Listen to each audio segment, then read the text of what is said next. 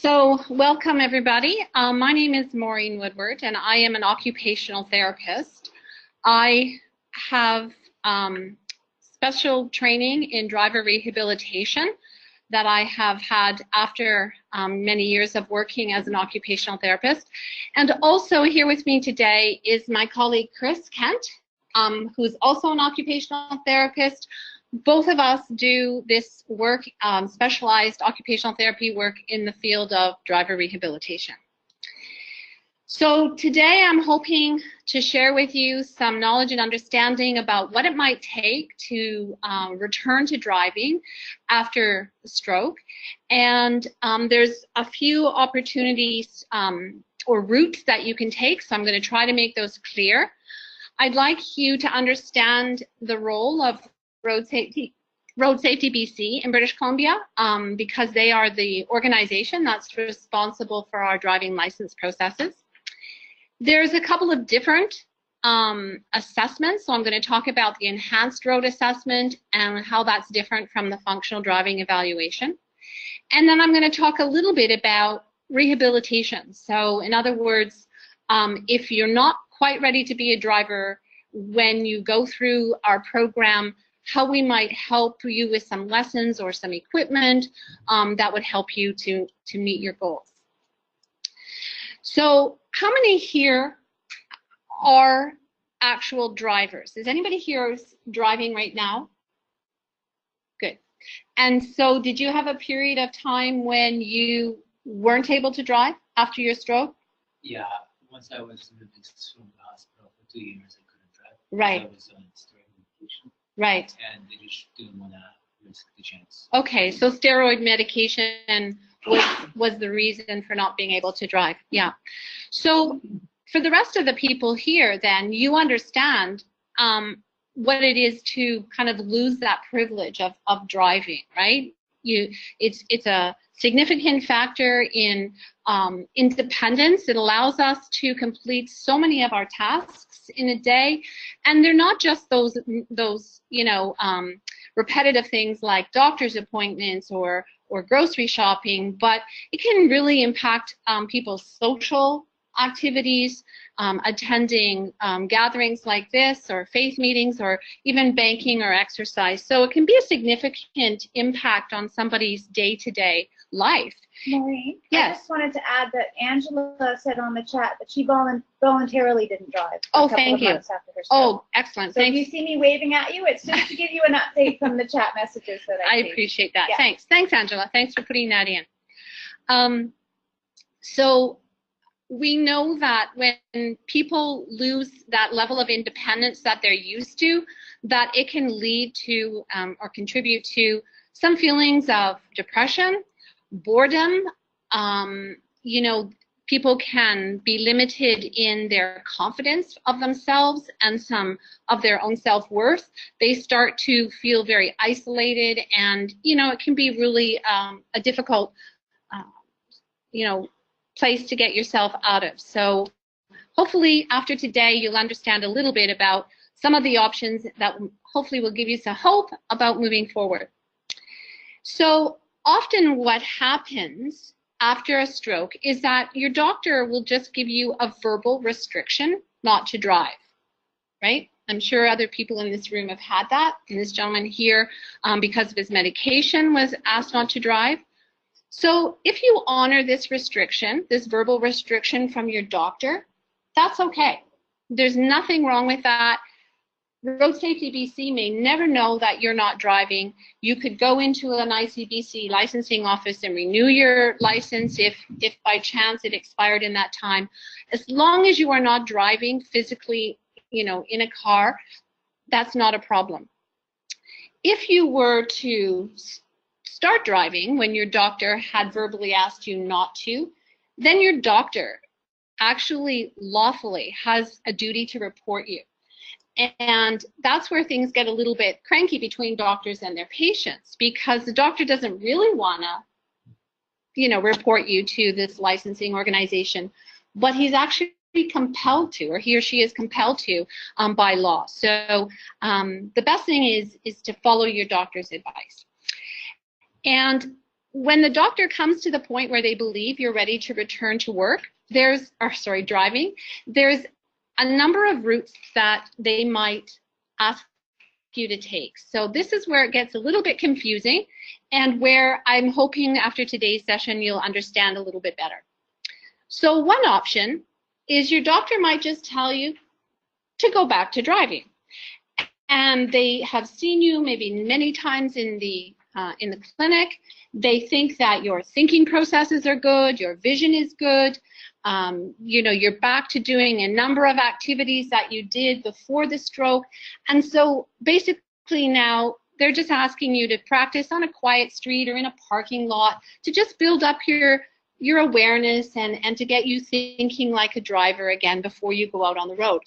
Nothing wrong with that approach. It's based on, you know, your doctor's relationship with you, and it can be a very safe way to return to driving.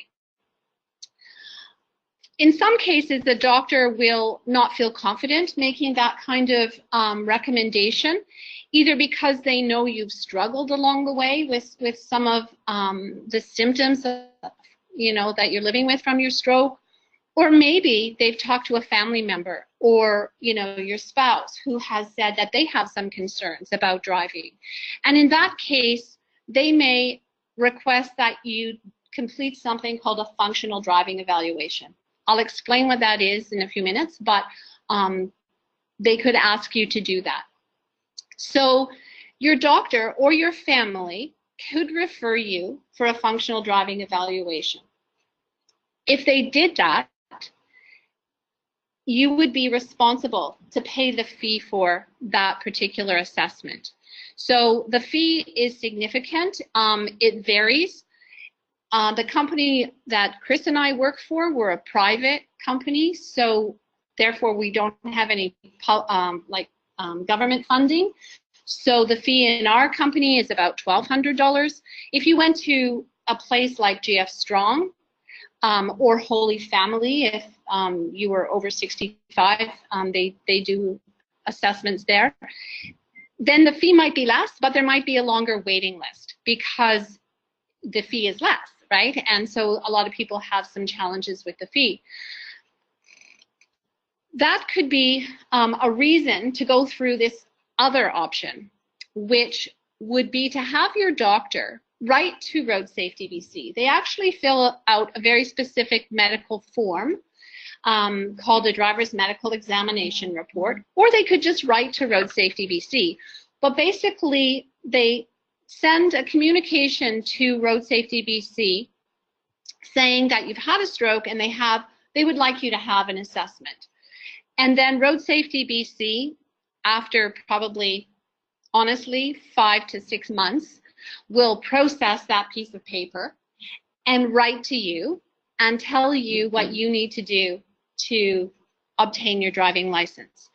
The reason why this is a really good option to go through Road Safety BC is not only are you demonstrating your safety for driving, so you and everyone around you knows that you're competent and safe for driving, you know, there'll be no repercussions from insurance coverage because you've demonstrated your safe driving. But if Road Safety BC requires you to take either one of these assessments, they will pay for it. So it means an investment of some time while you wait for the bureaucracy to go through the paperwork, but the outcome is that they will pay that fee for you. So whatever they require of you from Road Safety BC, they will pay for. So that brings me to talk a little bit more about Road Safety BC. Who are these scary people? They used to be called the Office of the Superintendent of Motor Vehicles. And then I guess they thought that wasn't a very slick name, so they changed their name to Road Safety BC. But they are, in fact, the licensing body for drivers in our province. And they work through ICBC, but they are two different organizations. So they review every driver's medical fitness to drive. So it doesn't matter if you're a taxi driver with a Class 4 license, if you're a long-haul driver with a Class 1 license, or you're, you know, a typical class 5 driver, which most of us in this room probably are, they are looking at whether we meet the medical criteria for driving. And there is actually a document that outlines what that criteria is. It has some medical information in it. It also has information about vision. And so doctors and ophthalmologists have a lot of interaction and communication with Road Safety BC. So once Road Safety BC has reviewed your file, then they would write to you and they would tell you what they needed you to do in order to get your driving license. They can also put some restrictions on your license. I don't want to get too far into this, but just to know that they are the holders, they are the authority of your driving license, of all of our driving license in BC. So they have the power to cancel your license, place conditions on your license, or call, you know, require you to take an assessment if you want to drive. I'll start by explaining a little bit about the enhanced road assessment. It's one of the steps that people can go through in order to get their license back if Road Safety BC has put any restrictions or canceled your license. And by the way, just to be really clear, it's Road Safety BC who gets to decide whether they send you for an enhanced road assessment or for a functional driving evaluation. It's not my decision and it's not the driver's decision. It's entirely up to Road Safety BC. So they used to make people occasionally retake an ICBC road test. And for all of us who've had an ICBC road test, we know that's really scary. You sit in the car and the instructor, you know, puts a whole bunch of marks on a piece of paper, and depending on how many demerits you have at the end of it, you may or may not get your driving license that day. So in this case, they wanted it to be a little bit more flexible for people that they know have a history, many years of driving, probably developed a few bad habits, but you know, they're still basically safe. In other words, they're probably equal to most of the drivers out on the road. And I say that with hesitation because we all know there's some very bad drivers out on the road. So we want to say we err on the better drivers out there on the road. So the enhanced road assessment, you do go out with an ICBC examiner, but it's not the old style of road test. So you might drive a distance with the examiner. They would tell you where to turn and what to do. You follow the instructions, and then it's in your home community. If that's where you book it, it makes sense to do that. And then the examiner would say, okay, now take us back to my office. So hopefully you know the community, and that gives them a little bit of idea of, you know, are you well oriented? Do you know your way around your community? Can you remember how to get back? So it's not only looking at your driving skills, but it's looking at your ability to plan and organize the trip as well, because that's a big part of driving, right? The challenge with this assessment is that they don't tell you at the end of that driving experience that day with the instructor or the examiner whether you've passed or you failed. They send those results off to Road Safety BC in Victoria, and then you go home and you have to wait for a letter. So you don't know until you receive that letter whether you were successful or not. So that's a challenging part of this particular assessment, but they wanted something that was more realistic for people who've had a driving history and many years under their belt. So I think overall it's been fairly good. It's only been in place now for 1 year, and you know, so they're still testing whether or not this is a good idea, but I think overall it's been quite well accepted by the people who are being asked to take it. And I think the results going to Road Safety BC, they're finding that to be really quite valuable. So the functional driving evaluation is different. And the functional driving evaluation is what I or Chris or other occupational therapists would do. And we approach it differently because we are asked to by Road Safety BC. So they want us to do a two-part assessment. So this is for people who have been probably more affected by their stroke, who may have lost a little bit more function, maybe some vision issues, they may have some weakness ongoing, they may have a little bit more slowed thinking or information processing. So Road Safety BC wants us to delve a little bit deeper into this particular client's medical fitness and test their ability around driving skills a little bit more. So we do a two-part assessment. The first part, we bring you into our clinic, and it's mostly pen and paper or computer-based tests that look at things like your visual scanning, your reaction time, your thinking time, and we look at your physical ability. I'll just put the slides out here so you can see. We look at range of motion because, you know, it is a physical thing to drive, right? You have to be able to move your arms to turn the steering wheel, move your right leg usually to handle the brake and the accelerator. So all of those things are important. We look at cognition, memory. Can you remember the rules of the road? Can you solve problems? And also, do you have the ability to learn? Just in case you have most of your driving skills and we want to rehabilitate the rest of those skills, we want to make sure that if we recommend a rehabilitation program for you, that you are going to be successful in that program, right? So, so we look at that skill as well.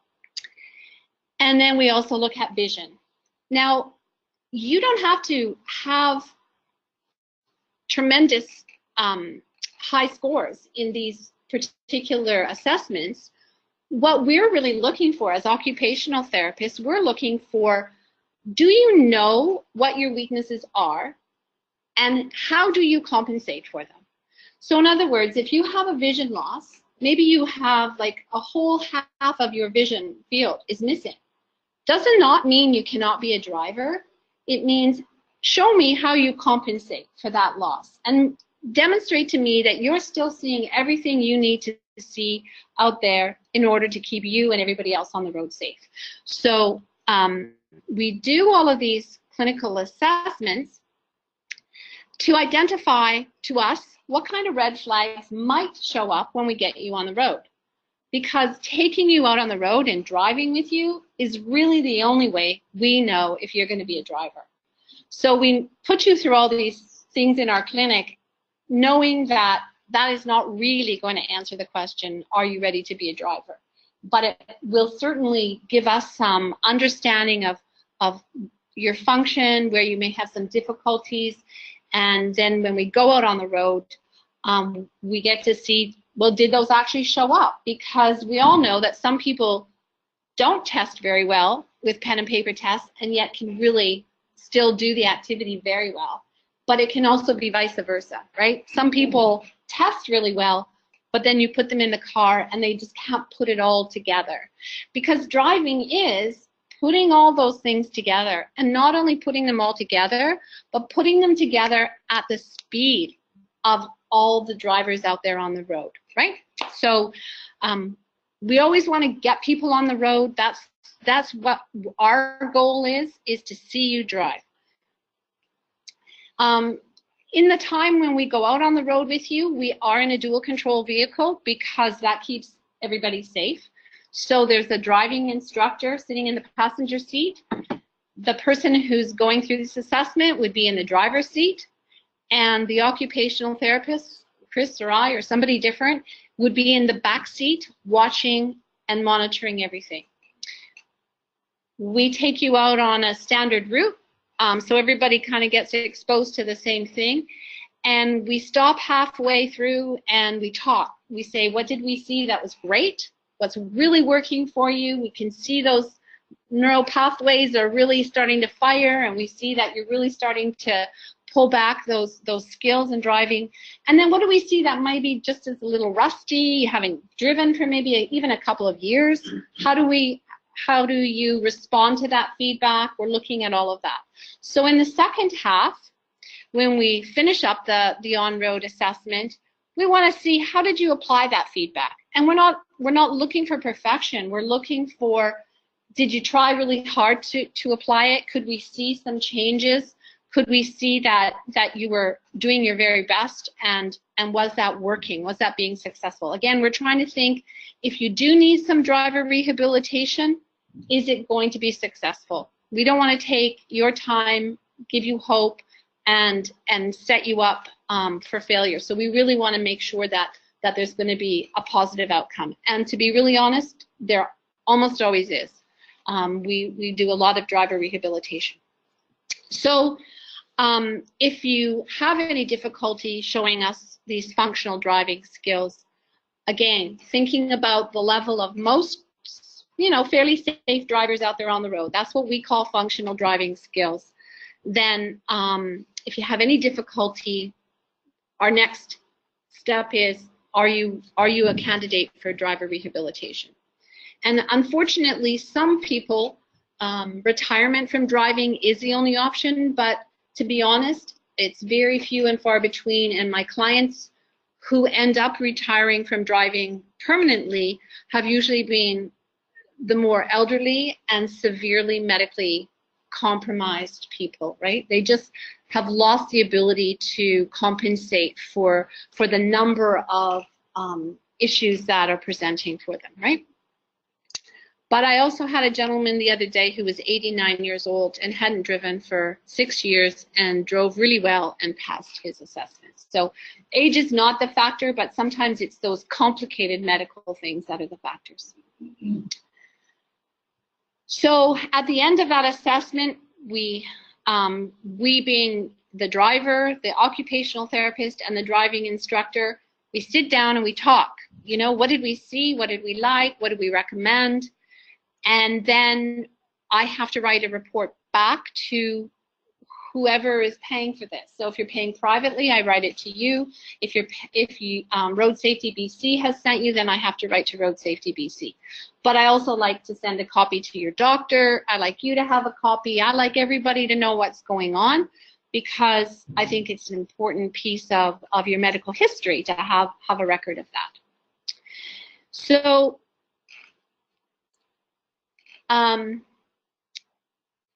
Road Safety BC, in the perfect world, they like people, their clients, to pay for the fee ahead of time and then get reimbursed by the government. And some people, they can manage to outlay that kind of money up front, but we never want the fee to be a barrier to somebody coming for an assessment. So if it's a hardship to prepay, we do have an option to ask Road Safety BC if we can bill on your behalf. And then if you're paying yourself, obviously, that fee is coming out of your own pocket. Some extended medical plans do have an allowance for occupational therapy services. It's not as common as, say, physiotherapy services, but it's getting to be more common. So that's something to consider if you were paying privately. And then the fees for any kind of driving lessons or adaptive equipment, if it's required, those are always the financial responsibility of the client, of the driver who's coming to us. So Road Safety BC might pay the fee, but they're not going to pay for any license or for any lessons or equipment that you might need to return to driving. So now we talk a little bit about, what does driver rehabilitation look like? In some cases, if people come to me a little bit early and I still think they could benefit from rehabilitation, maybe they're still actively involved in a stroke rehabilitation program, I might talk to their occupational therapist or their physiotherapist and find out if we can, do a little bit more work in some specific areas to help that person get a little bit stronger. On occasion, I've sent people back to their rehab team for 3 or 4 months, and then they come back to me, and then we carry on with the process. So it's not cut and dried, but I really do like to work as a team if people still need any kind of rehab at that clinical level. If you just need some driving rehabilitation, some lessons, or learning to use some different equipment, then we can set that up in the dual control vehicle. So as part of our service, and I think most of the organizations that provide this functional driving evaluation, we would provide you with a cost estimate for, like, what does that look like, right? We're not asking you to sign up, you know, for something and you don't know how much it's going to cost. So we usually predict how many lessons we think you're going to need, and then we talk about what that's going to cost. Because we, as occupational therapists, have to write to Road Safety BC again after the driver rehabilitation and confirm that now you are a functional driver, we therefore have to attend a couple of those sessions. So it does get to be pricey. There are some organizations that provide funding support. And so if funding is ever a problem, you know, we have resources to help people see if they can get a grant or something. It's not impossible. It's not easy either, but there are options. So I thought it's also helpful to talk a little bit about some of the equipment that we prescribe. And some of you have maybe heard of spinner knobs. This is what is a spinner knob. So for example, if somebody had weakness in one of their arms and they couldn't use both arms for steering, it takes a lot less strain on the one arm, and it's much better controlled if you use something like a spinner knob to hold on to turn your wheel. And if you notice that there's that little red bar at the base, so the part that you can see that has the two screws, that's called the clamshell. That's clamped on and screwed on to the steering wheel and stays in place. So if you are driving the vehicle, the spinner knob is there. If your friend, your spouse, some other family member wants to drive the vehicle, you just push that little red pin, the knob pops out, you can put it in the glove box, and that person can drive without that in the way. So it's a pretty simple device, and I'll just say this about spinner knobs: do not put one on your car unless it's prescribed and installed by somebody who meets a safety standard. Because if you buy one on Amazon and install it in your car, it's not legal. It has to be prescribed and installed by an organization that has some level of accreditation and safety standards. So just that comment, because I know people in this world, we go online and we look for things, right? So just want to make that comment. This device is something called a left foot accelerator. So after stroke, some people have weakness in their right leg, or maybe they have some muscle spasming, right? There we go. Somebody in the room put their hand up. It makes it very difficult to drive with the right leg because it's either too weak or the movement becomes, we call it ataxic, or kind of spasmic when you're trying to do a controlled movement. So this device bolts onto the floor of your car. You can see there's a base plate there. It bolts right down to the floor. And then the other piece locks into place. It's really just a click into place. And to remove it, you pull on a little pin and you take it out. So again, easy to put in and out of your vehicle if you're sharing it with somebody else. The pedal on the far right side that looks black in color, that's a solid plate that will cover the existing accelerator. And then you can see a bar running across to the far left side where there's a silver plate. That becomes your new accelerator. So we call it a left foot accelerator because the accelerator is on the left side of the brake and you are using your left foot to control the accelerator and the brake. It takes a bit of practice and coordination. We've got to retrain those neural pathways in your brain that in an instant, like in a moment of emergency, you're going to try to use your left foot to stop the car, right? So we have to usually train with this a little bit more than just 1 or 2 hours. It can be different for everybody, but it can take 3 or 4 up to 10 hours to kind of, and when we do this in lessons, we practice in lots of different environments, because driving down the road is quite easy to remember, right? But when you're backing up and you're looking in your mirror or you're turning around, like all of a sudden everything seems convoluted. And so that's the practice that we want you to have. Or you're parked on a hill and you're pulling away and your car is starting to roll and you're instantly trying to hit the accelerator. So we practice in those environments where we know it's going to be like an instant kind of response, and we want your left leg to be going to it. Of course, we do this in a dual controlled vehicle, so we've always got the backup, the safety of the other pedals. Is this just for an automatic?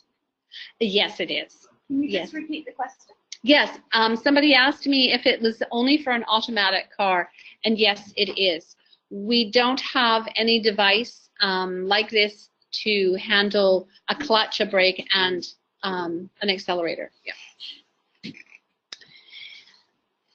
So this device is called a signal crossover. So for anybody who has a signal, like, for turning an indicator, for indicating that you're going to turn right or left, typically that is on the left side of your steering wheel. Not always, but most are on the left side. Now, if you have left-sided weakness and you cannot quickly lift your hand up to hit that accelerator or that indicator, then we can put this bar onto your current indicator bar. It goes behind your steering wheel, and now the end of it is on the right side of the steering wheel. So you might have a spinner knob and a signal crossover that you're using. And so just with a flick of your finger, you can cause your indicator to go on, right or left, and then the weight of the bar will turn it off, just like the weight of your indicator would turn it off in your vehicle normally.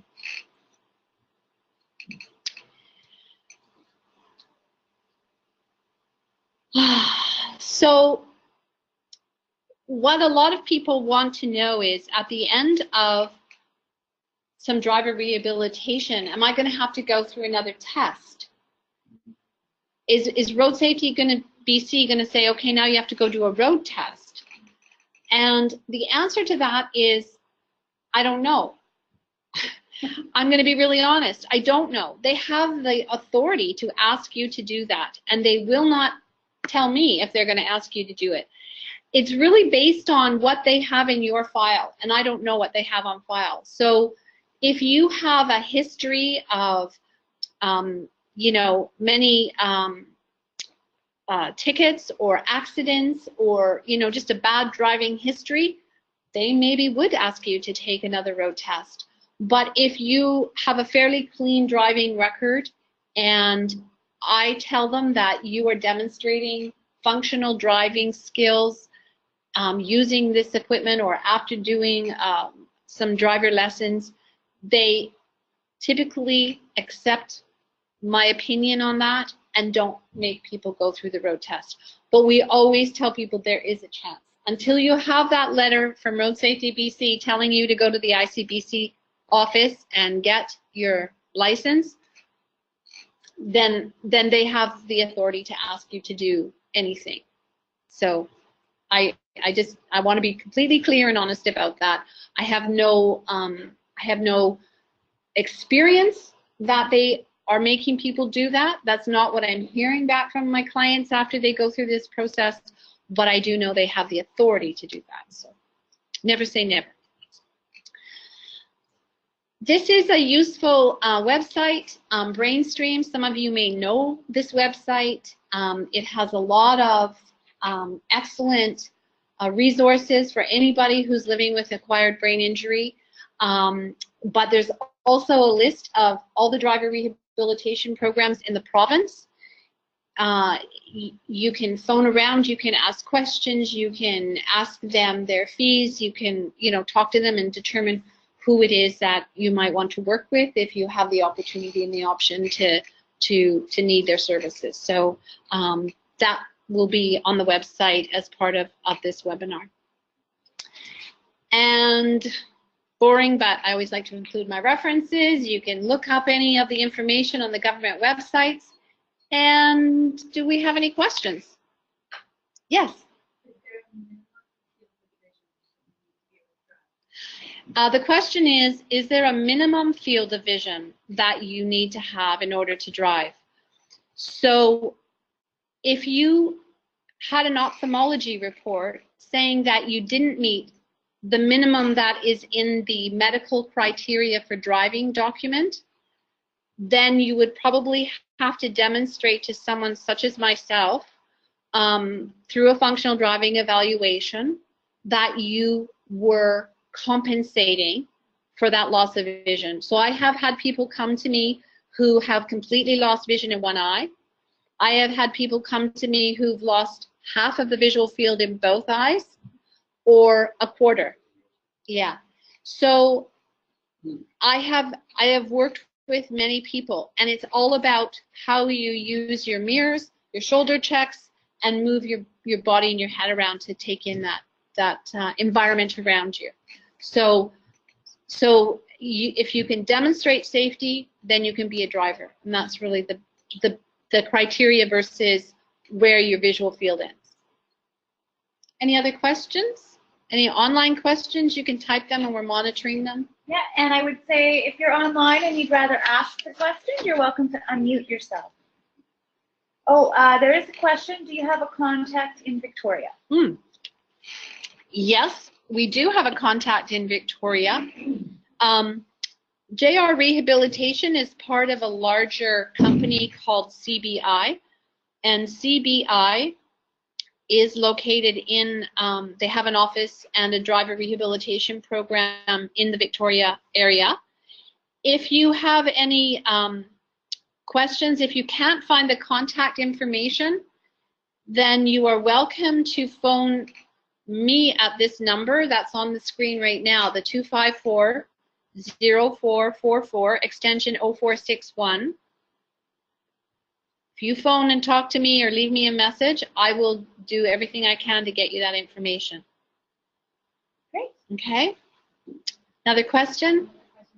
Do they ever need to physically take away your driver's license?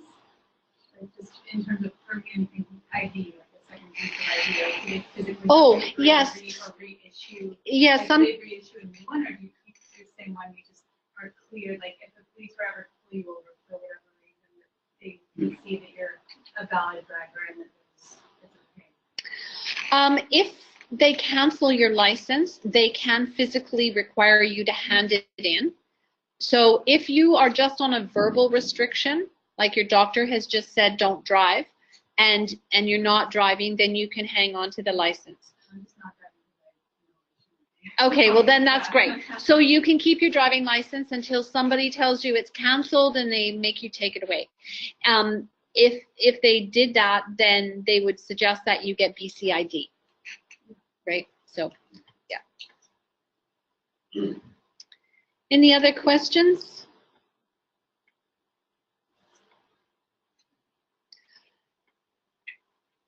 Well, it's been a pleasure to present this information. I've done it now for a couple of the stroke recovery groups, and I think it's really important that people don't have, you know, hesitation or question marks around driving, because it is such a big part of our daily function, and it's so important to our health and our independence. So I hope that this has been helpful to everyone. Some of this information, maybe you're not ready for it now and you come back to this webinar in future. If you ever have questions, I am, myself, Chris, all of the people that I know in driver rehabilitation would be happy to answer your questions. It doesn't mean you have to make a commitment to come and see us. We're trying to educate the public, you know, people who are survivors of stroke, even family doctors, because I can promise you there's a lot of family doctors who don't know the path back to driving. And that can be very frustrating when you go to your family doctor looking for information. So don't hesitate to, reach out and ask some questions of any of us that are in the driver rehabilitation field. We do welcome the opportunity to educate. We like doing that.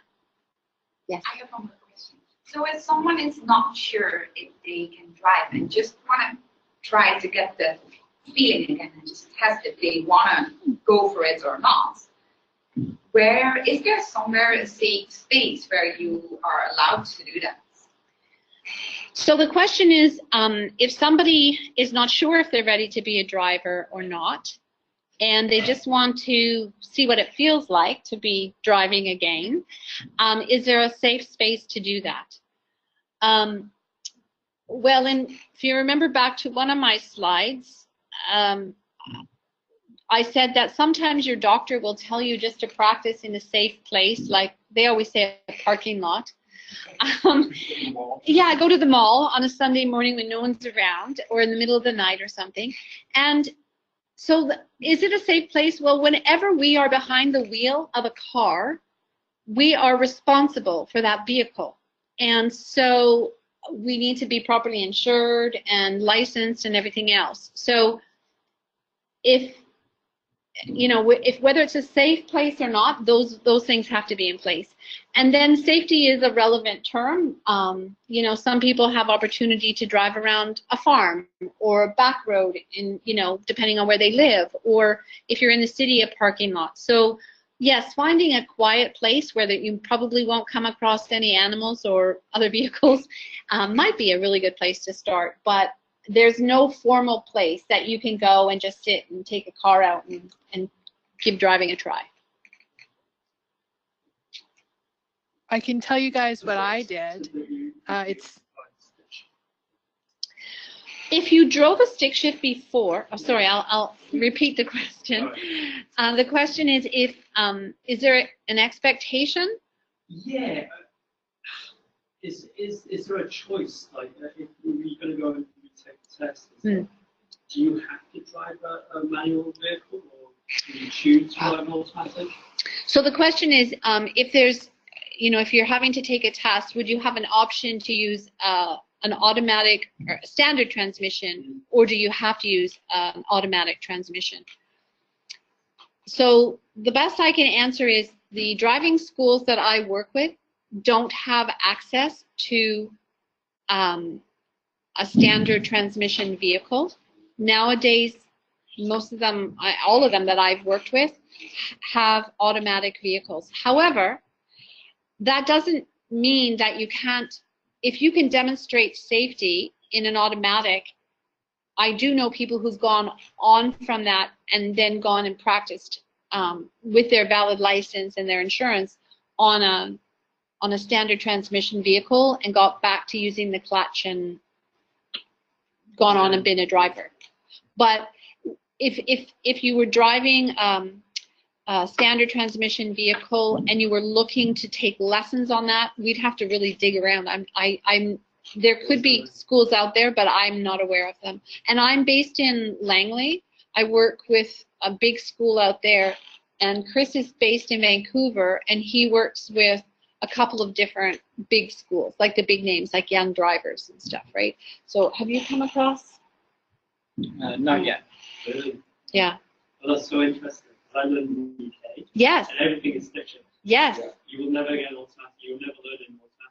Right. Or maybe it's now, a while ago. Yeah. It's changed. Right. And I know there used to be an option, but I think nowadays maybe less wear and tear and maintenance costs, etc., for the driving schools. But I just know that they're going mostly to. Yeah. Maureen, I've got two things for you from the universe. One is from Diane. Thank you so much. This was very interesting and informative. It's exactly what I needed and answered all of my questions. Perfect. And Thanks, the Dan. second thing is that Angela has some experience getting back to driving herself, and she would be happy to share that with the group if folks would like to hear it. So Angela, I'm going to ask you to unmute yourself. Can you hear me? And you will have to turn up your volume. Just a second, Angela.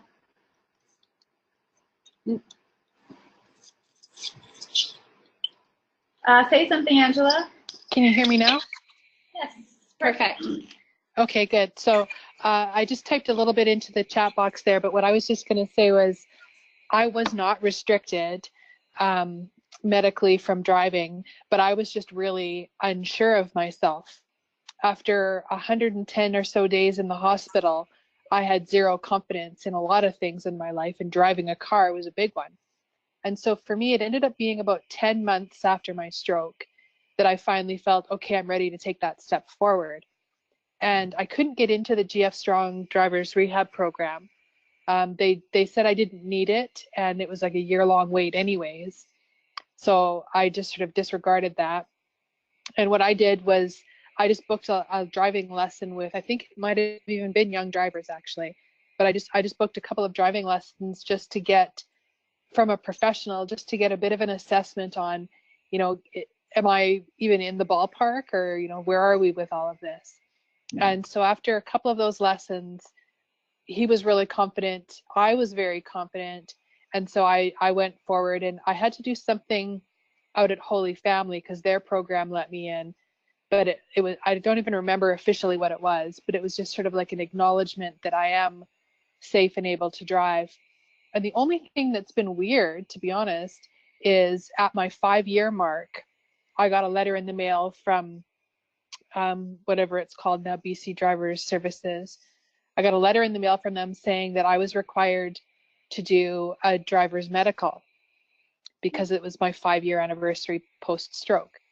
And so I had to go to the doctor and pay the $150 or whatever it was to get a driver's medical done, even though I had voluntarily, you know, put myself through lessons to do it. Nobody reported me for being unable or unsafe or anything. So I don't really know how that all happened, but anyway, that was part of it for me. It was a big surprise to get this thing in the mail and have to go and pay the doctor to do this whole form thing to make sure that that he said I was safe to drive and stuff. So just be aware that that will happen. Nobody really warns you about that kind of stuff. So anyway, that's it. That's all I really had to share. Thanks, Angela. I think that's important information. And you're right, even I wouldn't know that that had happened. So that's another piece of information in my knowledge base. So I really appreciate that. And good for you for being responsible and caring to seek out those lessons and to work with an organization to make sure you're safe. Because my experience is that a lot of people do lose confidence after they've, you know, lost some function, and so good for you. Congratulations on achieving your goal of driving again. Thanks. Yeah, like it felt to me like I didn't want to be timid and afraid every time I got behind the wheel. So I didn't want anybody to ever call into question whether or not it was safe and appropriate for me. So I thought, if I go through these steps and I get the green light, then nobody can take that away from me. And that's a really important piece too, because I do talk a little bit about this to some of my clients, is that if you did nothing and you just went back to driving, if your doctor told you you're able to go back to driving, I think that's fair enough, because they would document that in their clinic notes. And if anybody ever questioned your ability, then you were following the direction of a professional. But if you just went back to driving without having anything like that on record, and then, heaven forbid, down the road somewhere you were in an accident, you don't want your insurance company questioning, because you can bet they do requisition your medical records if it's a big enough accident. And you don't want anybody digging into your past and saying, well, you know, you drove and nobody gave you formal, you know, authority to do that. So you were very wise to take the steps you took.